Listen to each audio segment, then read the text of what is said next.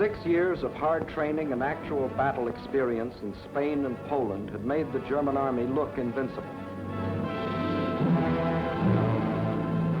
But what about the British and French? First, let's take up the British. They started from scratch, but both at home and abroad, an army was growing. For not only Britain had declared war, Canada, Australia, New Zealand, South Africa, the whole British Commonwealth of Nations was also determined on victory over Hitlerism and all it stands for. And Britain had one weapon that was ready, the Royal Navy. Shortly after war was declared, it had swept German shipping from the high seas. And units of the British fleet were deployed at Suez, Malta, Gibraltar, in the Channel, and in the North Sea, blockading Germany. World conquest was impossible without running smack up against the rock called Britain. How to strike at that little island? That was the question. Between Britain and Germany stood not only France, but the little countries of Luxembourg, Belgium, Holland, Denmark, Norway, and Sweden. The people of these small neutral countries were peaceful, hard-working, and free. They knew they were in the middle and feared violation of their neutrality. Hitler knew this. He also knew that if they united with the Allies, they would form a solid democratic wall against Nazi aggression, and their conquest would be far more difficult. So before striking with his armies, he used another weapon, the propaganda barrage, to confuse, to make them lose faith, to divide and conquer. To lull the fears of the little neutrals, Propaganda Minister Goebbels told them Germany didn't want a war at all. It was Britain and France that caused all the trouble. Then it was Hitler's turn. In a speech on October 6, 1939, he made them all kinds of specific promises. To the Danes, he said, "We have concluded a non-aggression pact with Denmark." To the Norwegians, he said, "Germany never had any conflict with the northern states and has none today." To the Dutch, he said, "The new Reich has endeavored to continue the traditional friendship with Holland." And to the Belgians, he announced, "The Reich has put forth no claim which might in any way be regarded as a threat to Belgium." And while Hitler was making these promises, his generals were cold-bloodedly picking out the first victim, Norway. And why did they pick Norway? Its many steep inlets or fjords would make excellent U-boat bases, from which raiders could prey on British supply lines.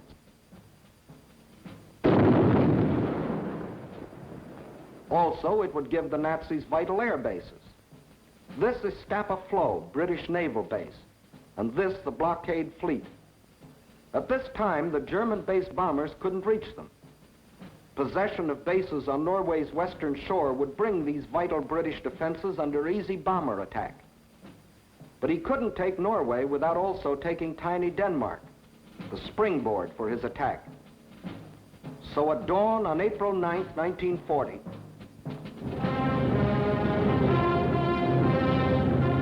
the German army rolled across the neutral borders of Little Denmark, and in a matter of hours it occupied the entire country. By nightfall, Denmark is erased as a nation, and the Danes go into slavery. Although only 6 months before, Hitler had announced, "We have concluded a non-aggression pact with Denmark. The Danes will not forget." Meanwhile, in Norway, peaceful-looking German merchant ships like these had sneaked inside Norway's neutral waterway and tied up at all principal ports. That is, they looked like merchant ships. But if the Norwegians had had X-ray eyes, this is what they would have seen. The Trojan horse of ancient Greece brought up to date with new and deadlier weapons. At the precise moment that the Nazis overran Denmark, these quiet-looking ships sprang to life.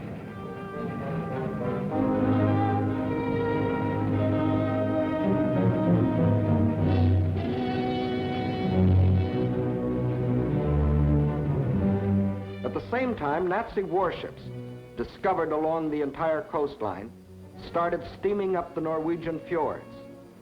Ships, transports, tanks, men, planes, all flung themselves simultaneously upon a defenseless country. Airborne infantry seized every strategic Norwegian airport.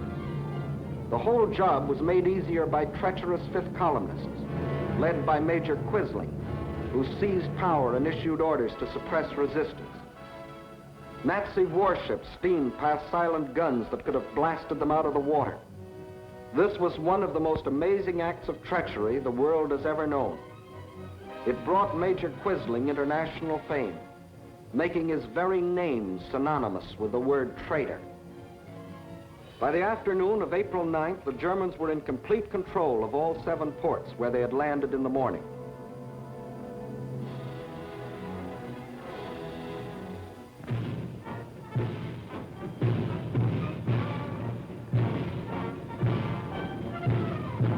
For the first time in more than 200 years, the people of Norway saw an invading army parading through their cities. Many of these Nazi soldiers, strutting as conquerors in 1940, had last seen Norway some 20 years earlier, when, as refugee German children, they had been raised and cared for by kind Norwegians. Now these same Germans were back to repay that kindness with terror and destruction. Once they had occupied the capital, the Nazis quickly fanned out in all directions.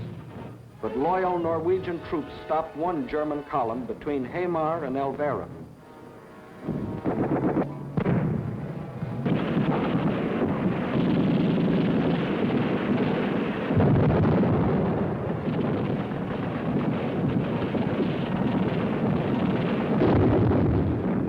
So the Germans brought up their bombers.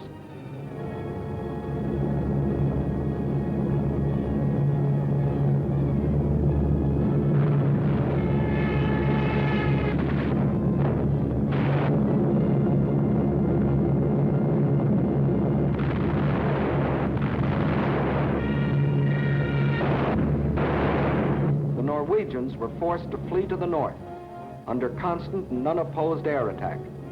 It was here that Captain Robert Losey, an American military attaché, was killed, the first American soldier to lose his life in this war. Meanwhile, the Nazis had spread all over the country. Small patrols occupied every strategic village. Parachute troops landed high in the mountains.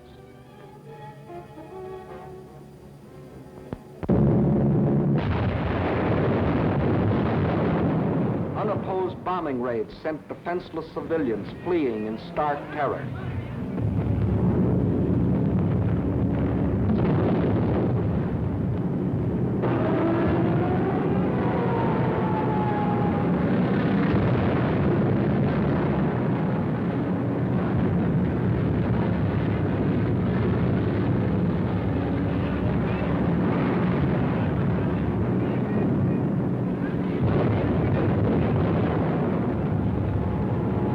They hadn't wanted war.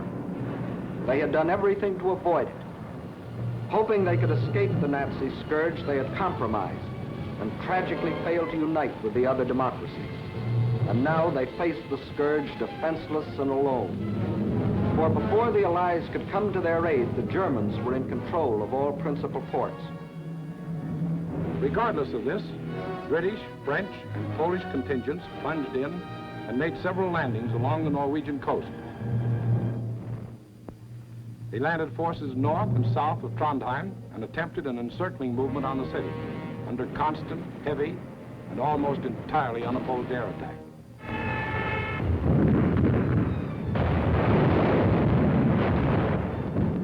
Well, the scene of action was out of range of British fighter planes, so they brought up aircraft carriers. But these are at a disadvantage when opposed by land-based planes. The Allies, therefore, were badly battered from the air. Finally, suffering heavy losses, they withdrew from a hopeless situation. Further to the north, at Narvik, they met with better success, inflicting heavy naval losses on the Nazis.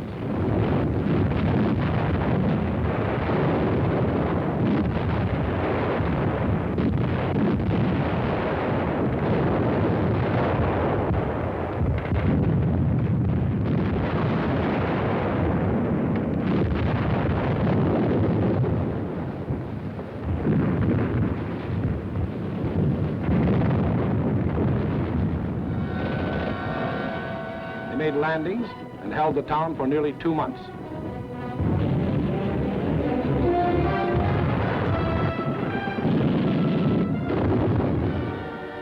Incidentally, they also took their first prisoners of the present war.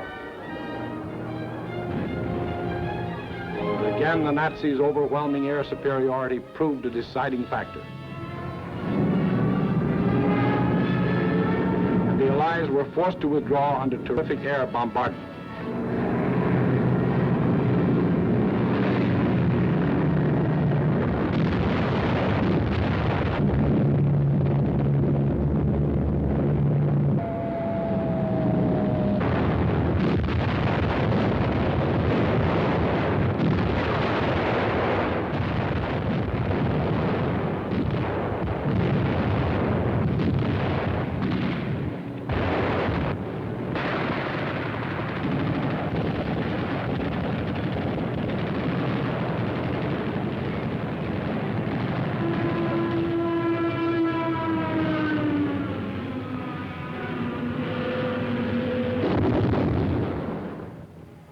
Loyal Norwegians were left with their Quislings, their ruins, their dead. Even though 6 months before Hitler had said, Germany never had any conflict with the northern states and has none today. The Norwegians will not forget. and Hitler. Hitler had another victory. He had hijacked 2 more countries. The world wondered and sometimes marveled at this man's efficiency. Gangster Dillinger was efficient too.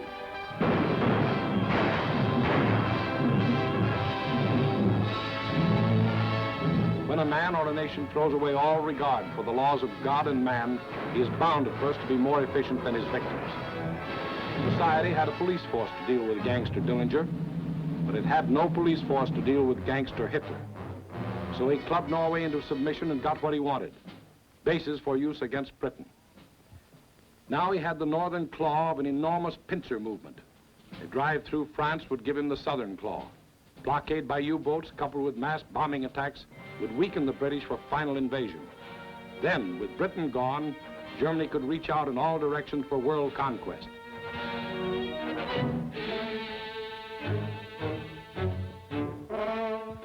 His next move must obviously be through France, to get his southern claw. Through France. How was she to face the onslaught?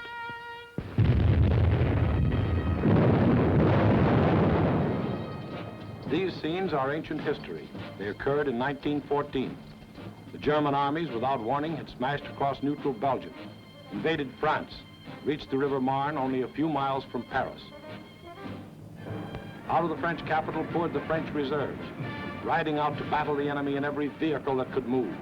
The famous taxicab army. Note well, it was riding out to battle. In the center of the French line stood the 9th French Army, commanded by a then comparatively unknown general. On September 5th, 1914, he is reputed to have said, "My right is driven in.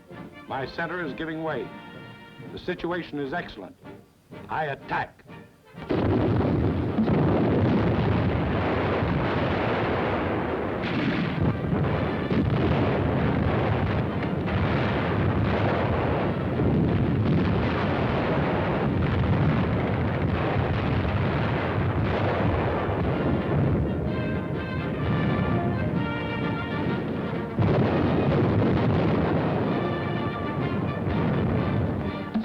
Did attack.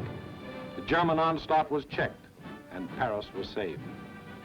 That comparatively unknown general later became commander-in-chief of all the Allied armies and presided at the signing of the armistice with the defeated Germans on November 11, 1918. To this general, the French people erected a monument. To Marshal Ferdinand Foch, whose motto was, "Attack, always attack." Still later, the war-weary French people erected another monument. This one to a minister of war, André Maginot. Between the ideas symbolized by these 2 statues may well lie the military story of the fall of a great nation. In Foch's time, the proud spirit of France demanded nothing less than victory and placed its faith in the attack. In Maginot's time, the spirit, no longer proud, asked only to avoid defeat and placed its faith in concrete.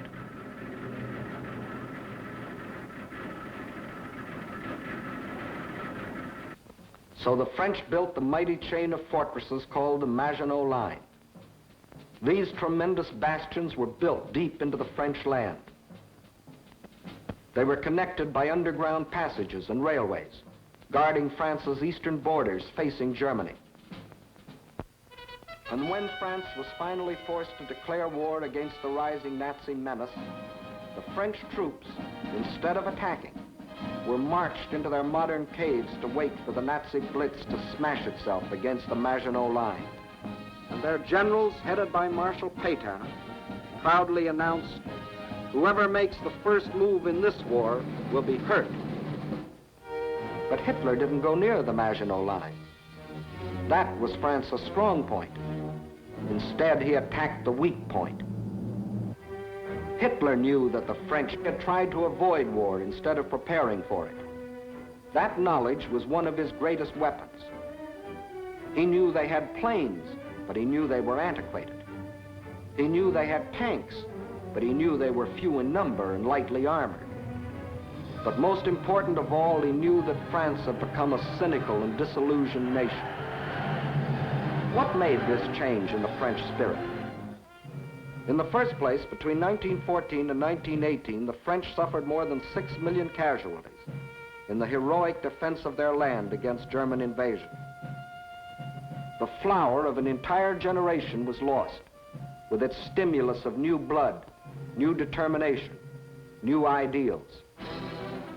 Secondly, the failure of the League of Nations, to which the French had pinned their hopes of peace, the corruption of many in high places, the greed of special interests, all had combined to shake the faith of the French people in their democratic ideals.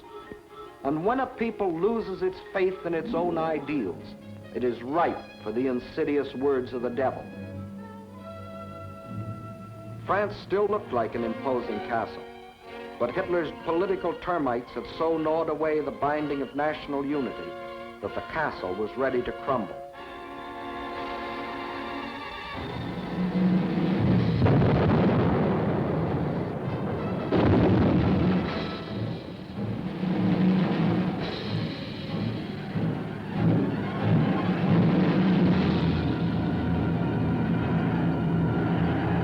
During those months of military inactivity that we called the phony war, a ceaseless barrage of German propaganda crossed the still waters of the Rhine to affect the soldiers in the Maginot Line.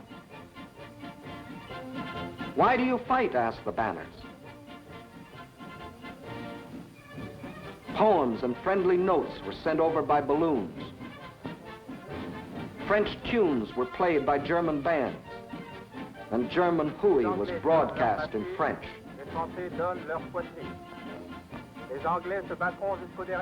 The British will fight to the last drop of French blood.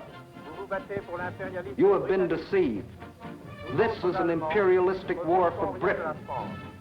We Germans want nothing of France. What is happening to your wives back home, soldiers? The British are stationed in your villages. Yes, France was ready to be plucked. The whole force of the Nazi might was turned toward the west. How would they strike this time? Through Alsace-Lorraine as in 1870? Through the Low Countries as in 1914? What was the 1940 model conquest? The French considered the Maginot Line utterly impregnable, and therefore believed the Germans would again try a swing through the Low Countries as in 1914. But even after Hitler's rape of Scandinavia, Holland and Belgium, hoping against hope, still clung to their neutrality.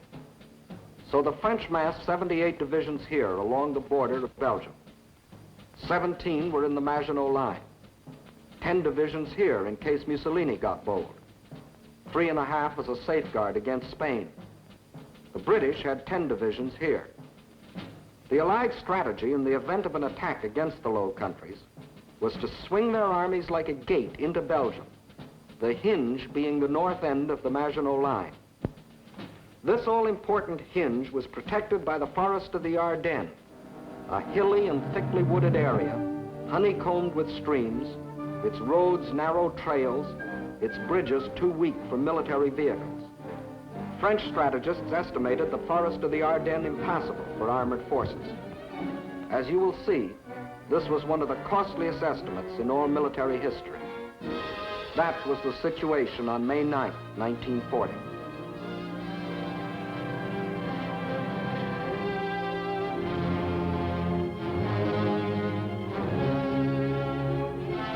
The hour of trial had come.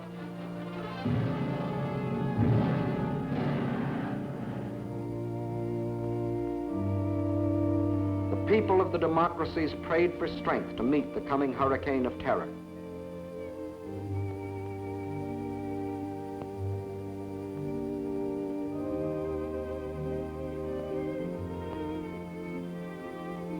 While across the Rhine, Jugend ist uns verschrieben und verfallen mit Leibeswert.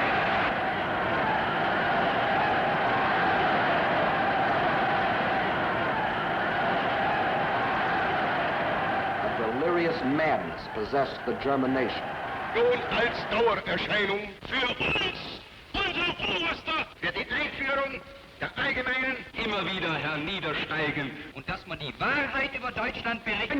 50.000 Mann auf den Baustellen, der ganz Deutschland erfasste, überall herrscht seit einem Jahr Regen und für den deutschen Ex. Die Reinheit seiner Rasse. Hitler aber ist Deutschland wie Deutschland, deshalb innerlich nicht zu uns gehört.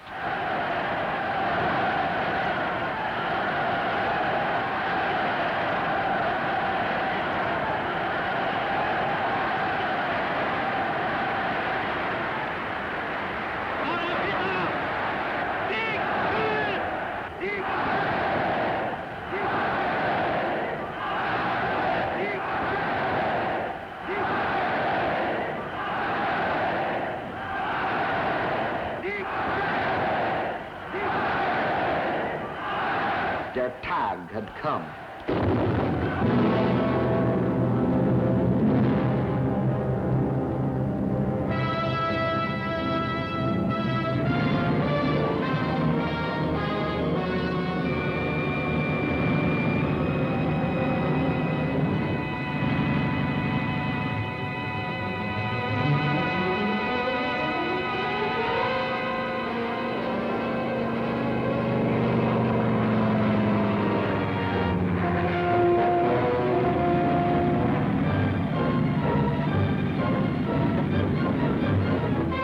Without even bothering to declare war, the German armies launched a coordinated attack across the neutral borders of Luxembourg, Belgium, and Holland, from the Maginot Line north to the sea. The action along the entire front was simultaneous, so for purposes of clarity, let's take up one country at a time. First, let's see what happened in Holland.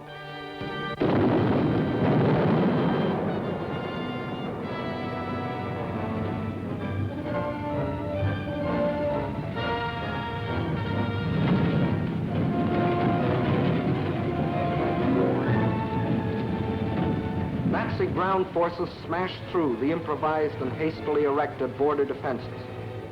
But the main attack was to come from the air, far behind the defense lines.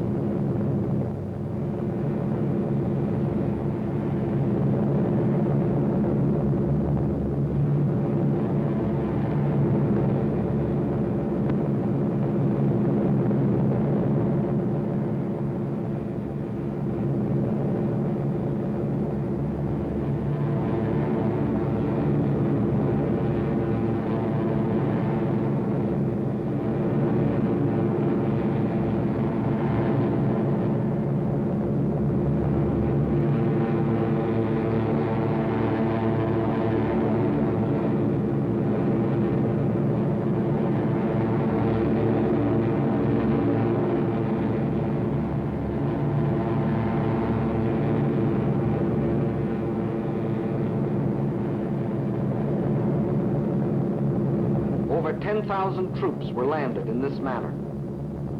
Before the stunned citizens of Rotterdam even knew they were at war, these troops, aided by well-trained fifth columnists, quickly captured the airport and outlying sections of the city.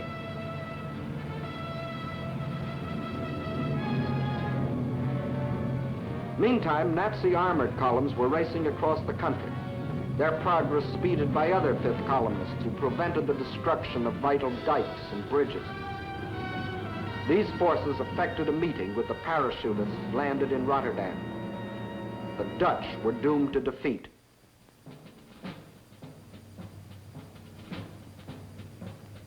On the fourth day of the invasion, the Nazis gave the Dutch general an ultimatum.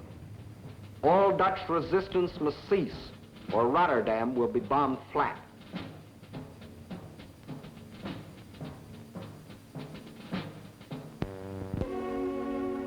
The Dutch general had little choice. To save the lives of innocent civilians, he accepted the German terms. But after the unconditional surrender, the Nazis bombed the city anyway.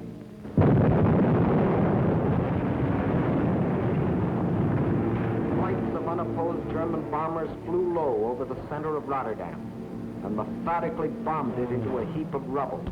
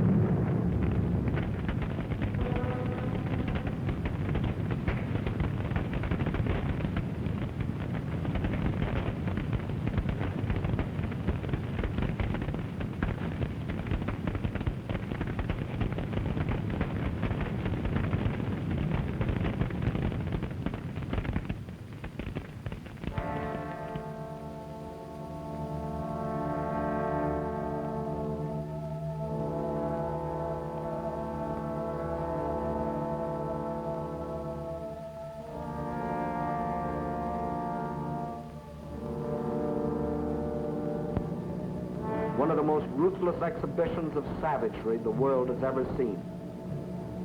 Over 30,000 men, women, and children were killed in the space of 90 minutes. Though only 6 months before Hitler had said, the new Reich has endeavored to continue the traditional friendship with Holland. The Dutch will not forget. Meantime, in Belgium, the whole force of Nazi blitzkrieg had stormed across its neutral borders.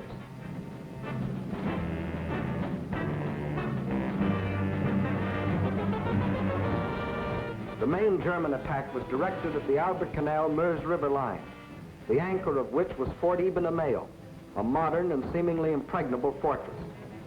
The Germans had secretly built a replica of the mighty fortress in Czechoslovakia and had rehearsed the attack until they knew every detail of the fort's construction and its every weakness. When the real attack came, it was foolproof. Parachute troops, dive bombers, flamethrowers, specially trained engineer battalions, all working together as a well-trained team.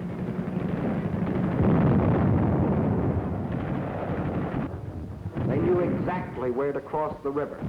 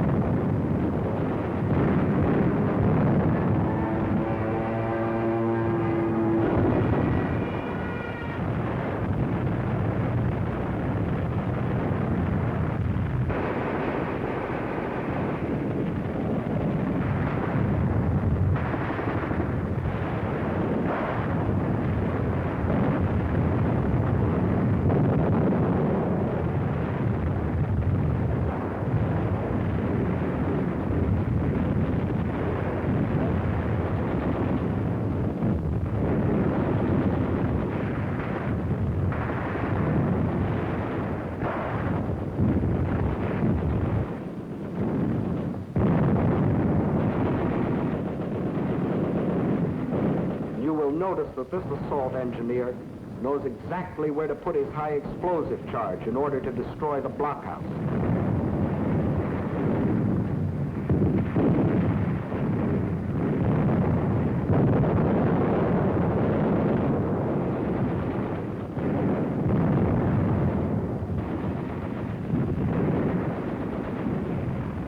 Fort Eben-Emael withstood the Nazi attack exactly 2 days, and the German armies rolled on. Meantime, an hour and a half after the German invasion began, Allied troops crossed the French and Belgian border to meet the advancing Germans.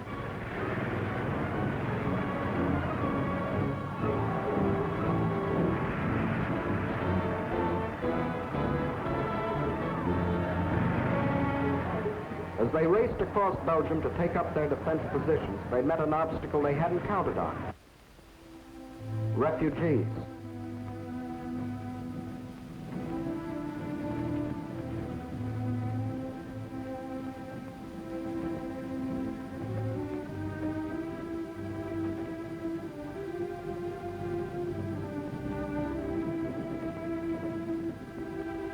And the refugee-choked roads didn't get that way by accident. The Nazis methodically bombed little towns and villages, otherwise devoid of any military value, not so much to kill as to drive the inhabitants out onto the highways. Then, by expert machine gunning, the Nazis would herd them along in terror-stricken flight to hopelessly entangle the advancing Allied armies.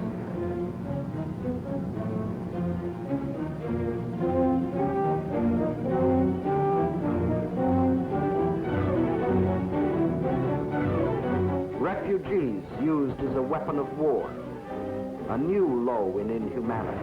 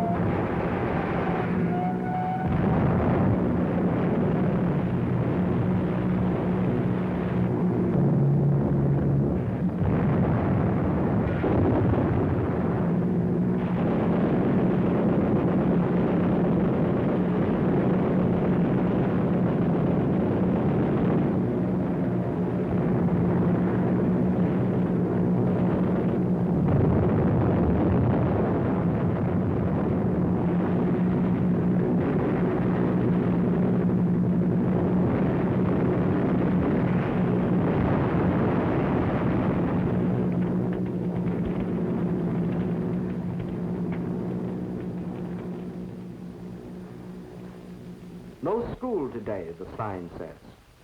The children are otherwise occupied.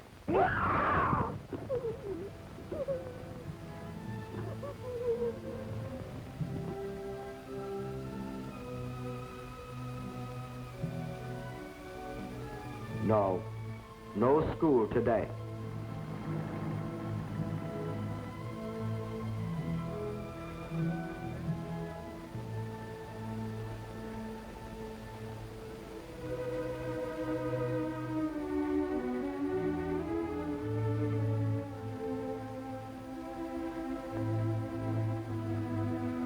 Although only 6 months before, Hitler had announced, "The Reich has put forth no claim which might in any way be regarded as a threat to Belgium." The Belgians will not forget.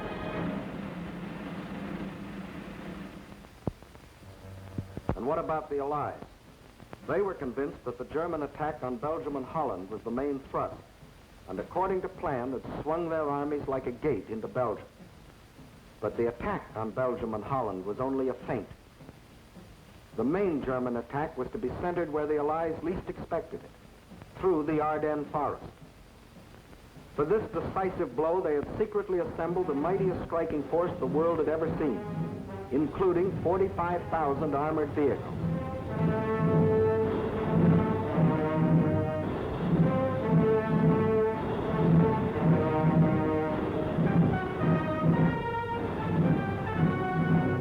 At the same time that the Nazi armies were plunging into Holland and Belgium, this column started to move.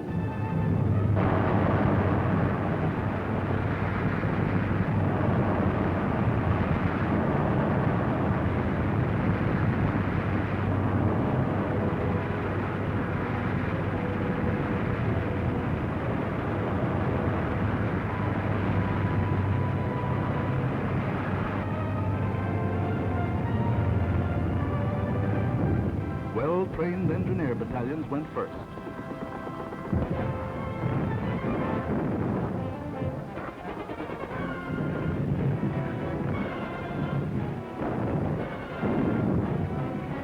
They were opposed only by scattered Allied patrols.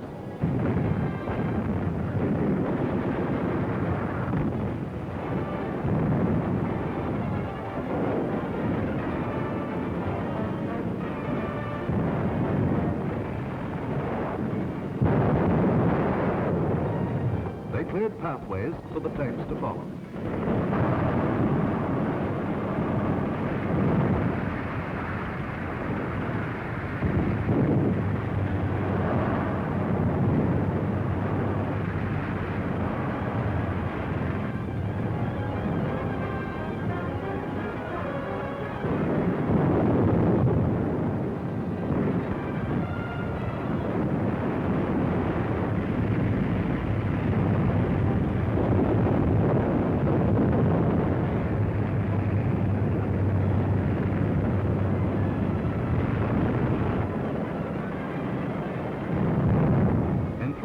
The German armored force reached the Meuse River, 2 days faster than the French thought any troops could get through. By all rules, the Germans should have paused here to bring up heavy artillery before attempting to force the river. But the Nazis had a new type of artillery, dive bombers. With them, they blasted the French positions across the Meuse.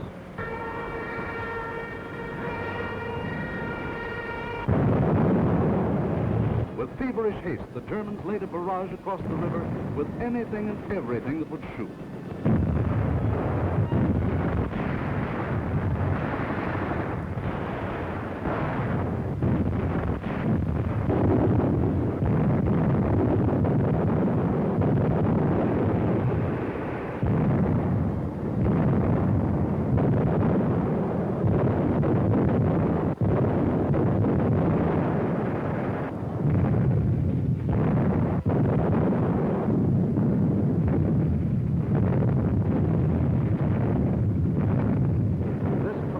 Concentration of firepower continued all through the night.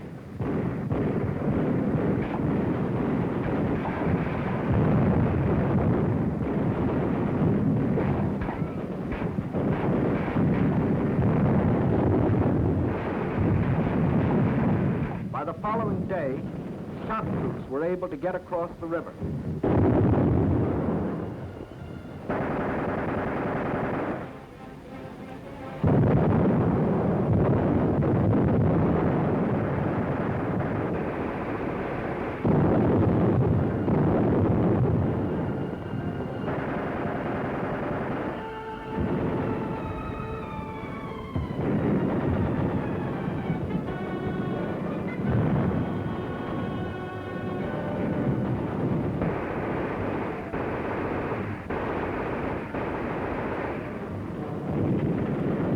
These shock troops held the bridgehead until the engineers brought up pontons and built bridges.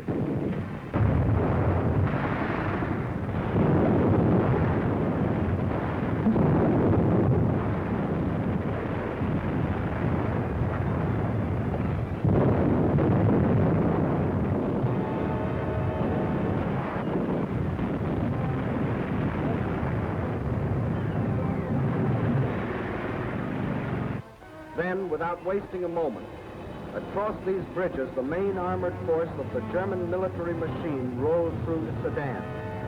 for the all-important breakthrough into a dismayed and flat-footed France.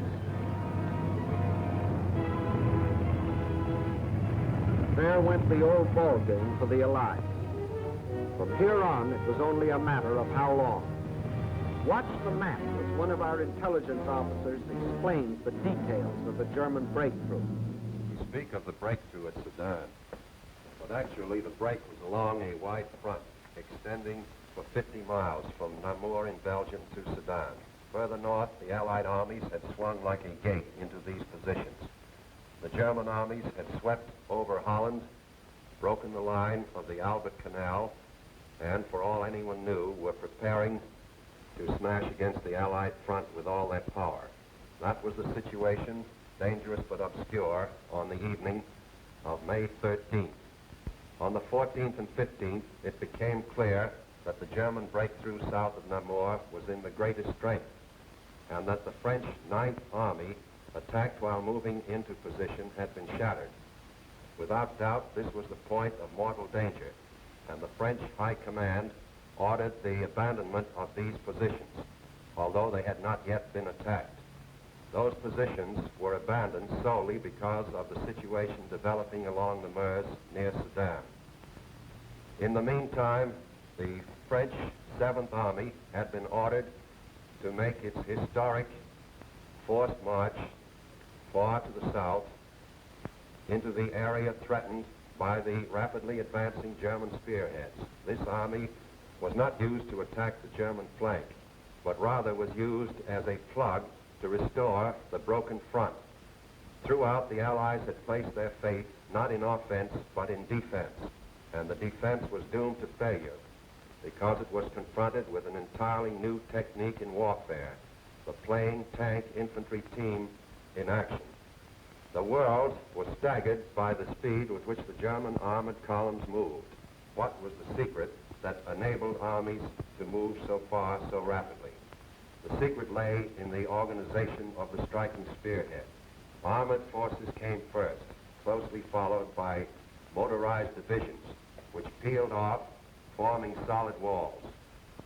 And through the corridor thus formed raced the supply trucks to feed the ever-lengthening column. It was obvious that if the Allied situation was to be restored, the German column would have to be cut. On May 17th, General de Gaulle attacked the German flank and captured a few prisoners. But his light mechanized forces were like a pin pricking the side of a rhinoceros. A subsequent attack met with even less success. The means for a really successful counterattack against the German corridor simply did not exist. Where numbers of divisions were required, only handfuls of companies and battalions were available. A valiant attempt to cut the German corridor was made by a group of slow-moving British tanks just south of Arras. But lack of sustained striking power doomed this valiant unit to destruction. On May 21st, the German spearhead reached the channel port of Abbeville. Protecting their flank along the Somme, the Germans fanned out to the north and east. This was to be the perfect battle of annihilation. On May 28th, the Belgian army, compressed into a small space and weary of battle, laid down its arms. That left the desperate French and British defenders with their backs to the sea at the small channel port of Dunkirk. One of the greatest disasters in history seemed in the making. An entire British army faced annihilation. But out of the fog and the mist shrouding the channel came a strange armada of Navy craft, fishing boats, pleasure yachts, anything that would float. The seagoing people of Britain had come to rescue their army. High overhead, British fighter planes fought the Luftwaffe to a standstill.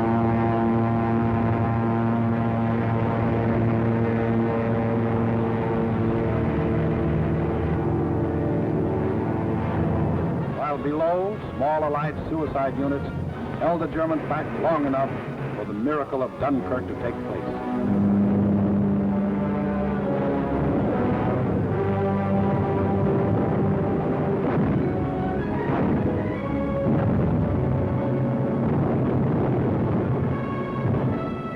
$211,500 British troops, plus 112,500 French and Belgian were rescued.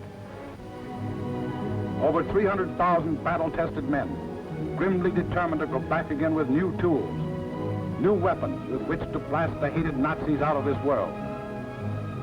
For free men are like rubber balls. The harder they fall, the higher they bounce. Leading the British by this time was a man who had been bouncing all his life, Winston Churchill, who had tried for years to warn the world about Germany. Meantime, the situation that faced France was as nearly hopeless as a military situation can be. 2/5 of the French army was lost. There were fewer than 50 divisions left to defend a front almost 200 miles long, running from the northern end of the Maginot Line to the sea. And behind that thin front line, there were no reserves. The despairing people of Paris sent their children south, praying that some miracle would keep them from harm.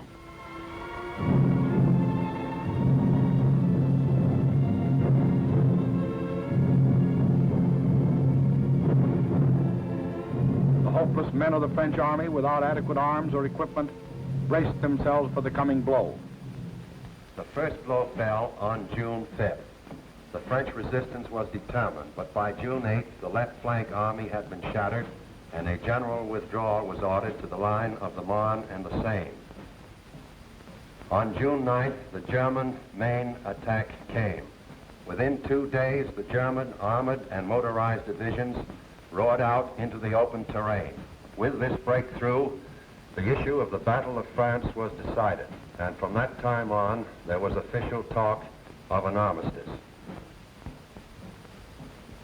Now, what about the famous Maginot Line? Let's go back and take a look. On June 14th, the Germans launched 2 attacks against the Maginot Line. In both cases, penetrations were effected. But we must remember that this was against fortifications defended by men devoid of hope. In the meantime, Mussolini, now thinking it's safe, sent his division racing across the border. The hand that held the dagger has struck it into the back of its neighbor.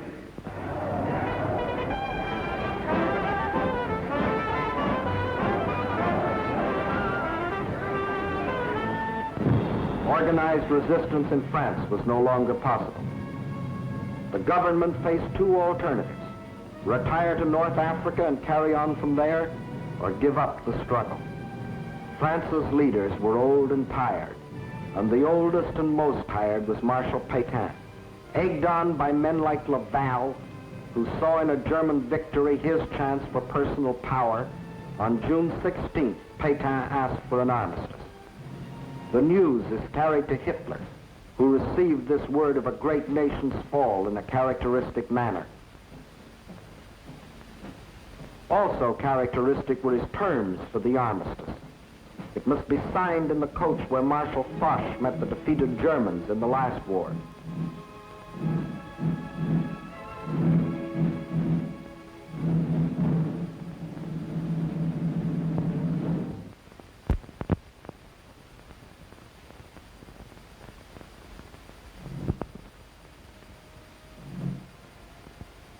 The French delegation arrives to pay the final price of French disunity and the treachery of some of its leaders.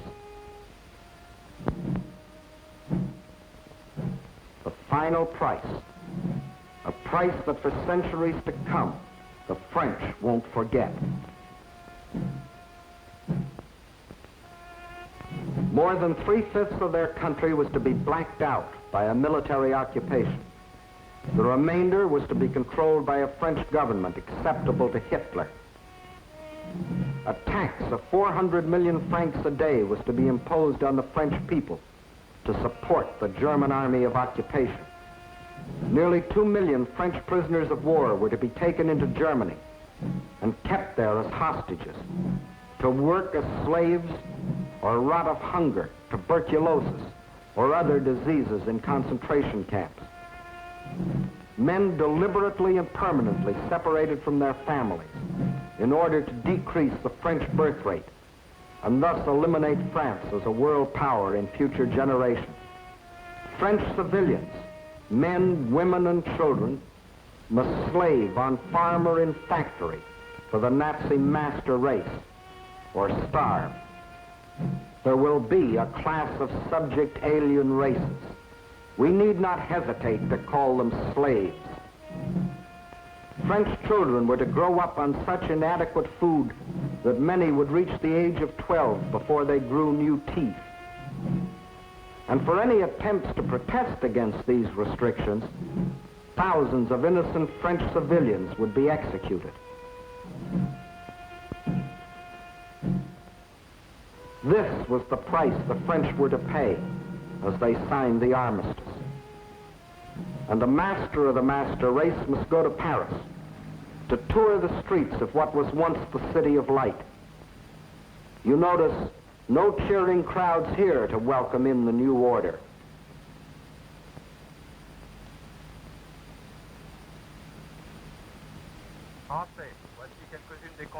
When the people of Paris come to the streets again, it is to hear the voice of dictators telling them what they must do, how they must live, what they must say, what they must think, telling them how to be slaves. Gone is the Republic of France. Gone is free speech and a free representative government. Gone is liberty, equality, fraternity. These French, with their ears they listen, but their minds and their hearts, these are down on the Mediterranean where the battle colors of the regiments are being taken to Africa, out of the Nazi grasp. The people weep as their glory departs, for they don't as yet know that France has hope, a rallying point. Charles de Gaulle, a soldier in the great tradition of Foch, is not surrendering. He will continue to fight, gathering about him loyal Frenchmen from all over the world to become the Free French Army, the Fighting French. Yes, the people weep as they watch their colors go, not knowing that 2 years later, those same flags would again be unfurled in North Africa, alongside the Stars and Stripes, alongside the Union Jack. Once more, their leaders, General de Gaulle and the famous, united in the common cause with the leaders of their allies. Once more, the red, white, and blue of France is raised on high. For out of the ashes of the defeat and the humiliation of France, her soul has been born again.